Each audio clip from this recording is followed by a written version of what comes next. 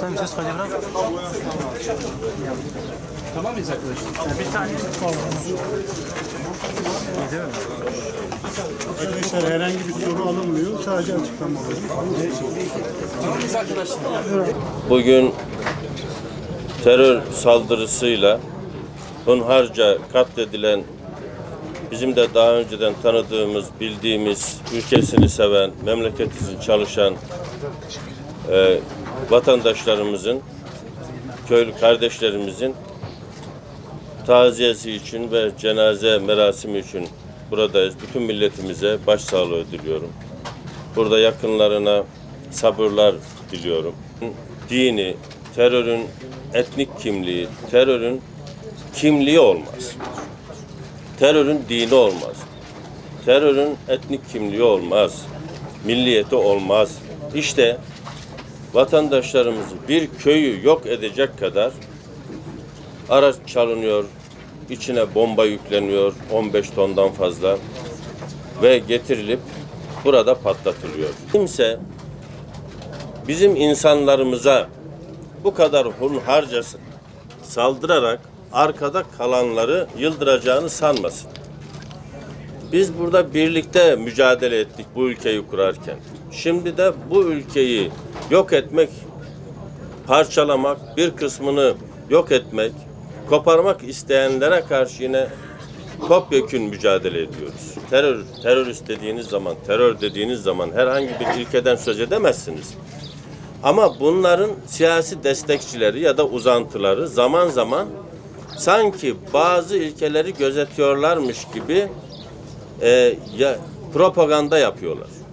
Milletimize yalan söyleme cüretini gösteriyorlar. Onu açığa çıkarmak için söylüyorum. İşte Diyarbakır'ın yanı başında çiftçi bugüne kadar en ufak bir huzursuzluk çıkarmamış, kimsenin elinden, dilinden zarar görmediği, evlatlarını, çoluklarını, çocuklarını memleket, millet için yetiştiren, vefakar ve cefakarlık içerisinde memleketin ileri gitmesini sağlayacak, kendi hayatlarını idame ettirmeye için ellerinden gelenini yapan insanlara, vatandaşlarımıza karşı hunharca katliam yapılıyor. Hunharca saldırıda bulunuluyor ve bir katliam gerçekleştiriliyor. Onların hepsi bizim şehitlerimizdir. Onları rahmetle anıyorum. Mekanları cennet olsun. İnsanımız tarlasında, bahçesinde ne izahı olabilir? Hangi izah yapılabilir? Gelip de buraya bir bomba yüklü araçla girip ve patlatmak ve bu kadar insanımızın canına katletmek, kastetmek. Bu nasıl izah edilebilir? Bu izah edilebilir bir durum değil elbette. Ama izah etmeye çalışanlara söyleyeceğim şey şu: sussunlar bari. Ve bir sözleri varsa dönüp bu topluma değil, daha da bu katliamları yapan, ülkeye bu kadar zarar verenlere söylesinler.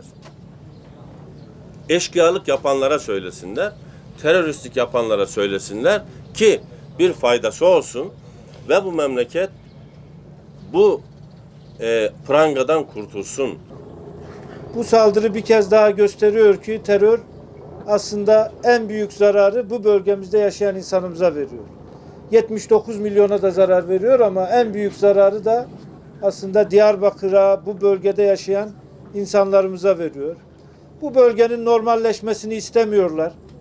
Halkın huzur içinde yaşamasını, çoluk çocuğunu geleceğe hazırlamasını istemiyorlar. Her fırsatta yaptıkları terör saldırılarıyla bu bölgedeki sosyal hayata, ekonomik hayata darbe vuruyorlar. İnsanların özgürlüklerini yaşamalarına darbe vuruyorlar. Ama hiçbir zaman başaramayacaklar. Bu olaylar da gösteriyor ki terör örgütünün insana en küçük bir saygısı yok. En küçük bir değerle, ne yasal ne ahlaki değerle hareket etmiyor. Bunun sonuçlarını da hep birlikte görüyoruz. Ama maalesef bir propaganda makinesi var bu örgütün. Hangi lanet olayı, menfur olayı yapıyor olursa olsun bir propagandayla bunun üstünü örtme gayreti içine giriyor. Ama gerçekler, hakikatler de ortada. Hiçbir propaganda hakikatten daha güçlü olamaz. Burada bir hakikat var. Burada yaşayan insanlarımız var. Bunun ben insanlarımızın vicdanında gerekli karşılığı bulacağına yürekten inanıyorum. Diğer taraftan da mutlaka tabii güvenlik güçlerimiz bu hadiseleri yapanların peşini bırakmayacaklar. Adaletin önüne çıkarmak için ellerinden gelen tüm gayreti sarf edecekler. Biz bu düşünceyi, bu anlayışı, bu zihniyeti lanetliyoruz.